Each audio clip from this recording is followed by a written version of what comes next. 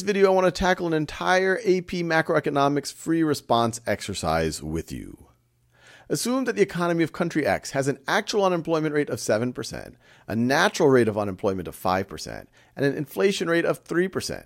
Using the numerical values given above, draw a correctly labeled graph of the short-run and long-run Phillips curves.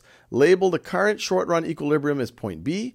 Plot the numerical values above on the graph. So pause this video if you are inspired to do so, but I will now work through it.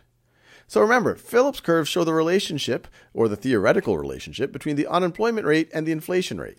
So I'm going to do the inflation rate in the vertical axis, which is typical.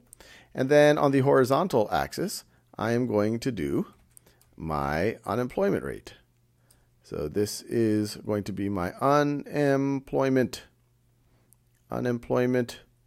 rate, which is going to be a percentage. Now we want to graph the short run and long run Phillips curves. Let's do the long run first, because we've seen before, the long run just sets our unemployment rate at the natural rate of unemployment, and it isn't related to our inflation rate. It'll just be a vertical line. And so it'll be a vertical line at our natural rate of unemployment, which is 5%. So maybe it looks just like this. So I could call that our long run Phillips curve, and it's going to be right there at 5%. And I have to do the short run Phillips curve, and that will show a relationship between inflation rate and unemployment. And just think about what's going on. If you have a low rate of unemployment, especially if it's below your natural rate of unemployment, well then there's a lot of demand for people. And so people say, hey, if you want me to work, you got to pay me a little bit more. And so that could just lead to a higher inflation rate. And then if a lot of people are unemployed, they might be willing to work for less, or they might have less money in their pocket with which to drive up prices. And so you will have this inverse relationship right over here. So this is the short run Phillips curve, which is downward sloping.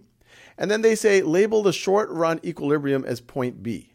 So let's say this is point B right over here. And they say the short run equilibrium, we have an unemployment rate of 7% and an inflation rate of 3%. So our unemployment rate right over here is 7%. And our inflation rate right over here is 3%. All right, let's do the next section. Assume that the government of country X takes no policy action to reduce unemployment. In the long run, which of the following shift to the right, shift to the left, or remain the same? So here they're saying short run aggregate supply curve. Explain. So here it's kind of tricky because you might be thinking they're asking about what you just drew, but here they're talking about aggregate supply. So let me draw a graph to even help visualize this. So if we're talking about aggregate demand and aggregate supply, our vertical axis is going to be our price level. I'll just call that PL. And our horizontal axis, that is going to be our real GDP. So this is real GDP right over here, GDP. Now, you're just going to have a long run supply curve, which is vertical. That's just the full employment output for our country. So that's the long run aggregate supply. But what about the short run aggregate supply curve? Well, that's going to be upward sloping. If price levels are low, people might not be willing to output a lot. And if price levels are high, people will output more. So our short run aggregate supply would look like that. I'll call that sub 1 since we're going to think about how it shifts. And then aggregate demand would look something like this. Let me draw it like that. And notice our equilibrium point right over here, let me call that aggregate demand right over here. Let's call that Y sub 1, and we are at price level sub 1. I drew it to the left of the long run aggregate supply curve. I drew it to the left of the full employment output because we are dealing with a recession here. Our unemployment rate is higher than the natural level of unemployment. So if our actual unemployment rate is higher than the natural rate of unemployment, what will happen to the short run aggregate supply? So one way to think about it, at a given price level, because there's people out there looking for a job, you might be able to get more output, or for a given amount of output, it might cost less because there's just people out there competing for that work. And so you would have your short run aggregate supply curve shift to the right. Short run aggregate supply sub 2, and then your equilibrium price level would go down. Price level sub 2 would go down. So I would say it would shift to the right because excess labor in market would work more for less.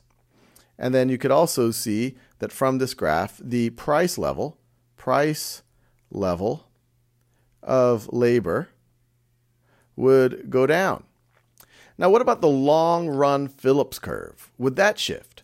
Well, that's what we drew up here. And it's important to realize that the long run Phillips curve, just like the long run aggregate supply curves, those don't shift unless you somehow fundamentally change the economy. The population changes, the technology changes, you've conquered land, whatever it might be. But if they're not telling you any of those things, then these long run curves, the long run Phillips curves and the aggregate supply curve does not shift. So this remains the same. All right, let's go to part C. Identify a fiscal policy action that could be used to reduce the unemployment rate in the short run. All right, so let's make sure we understand this is a fiscal policy action. So these would be things like reducing taxes or increasing government spending.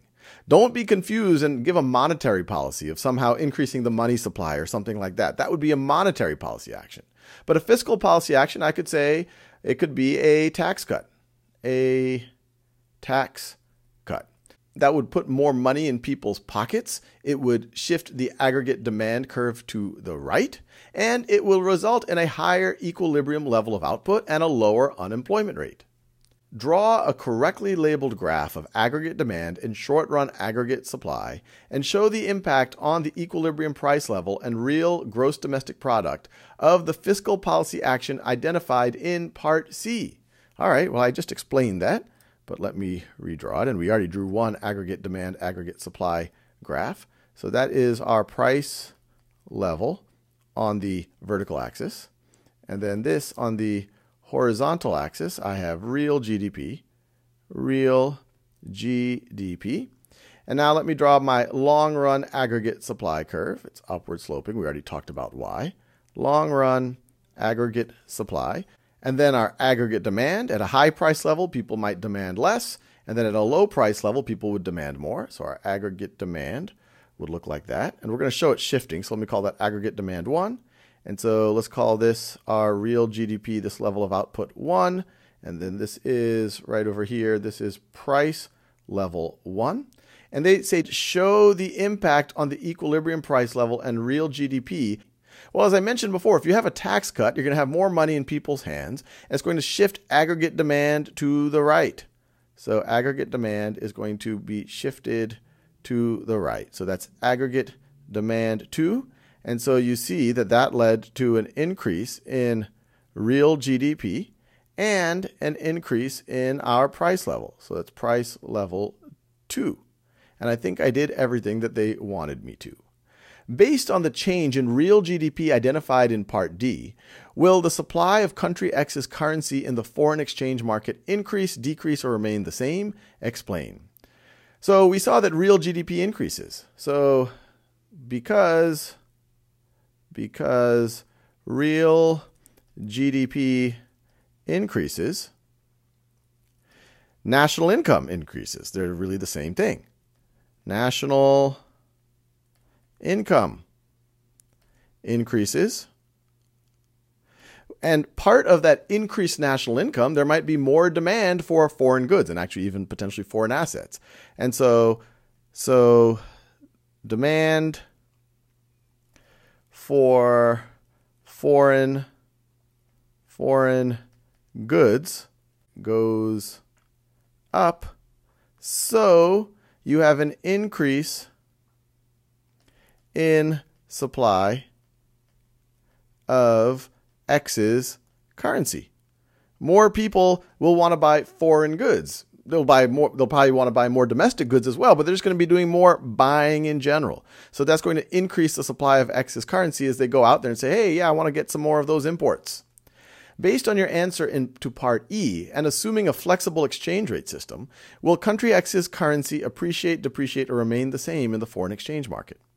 Well, if the demand curve stays the same, but the supply curve shifts to the right, so to speak, if you increase the supply and the demand stays the same, well, then the price of something goes down. Or if we're talking if we're talking about foreign currency, the foreign currency will depreciate. And we are done.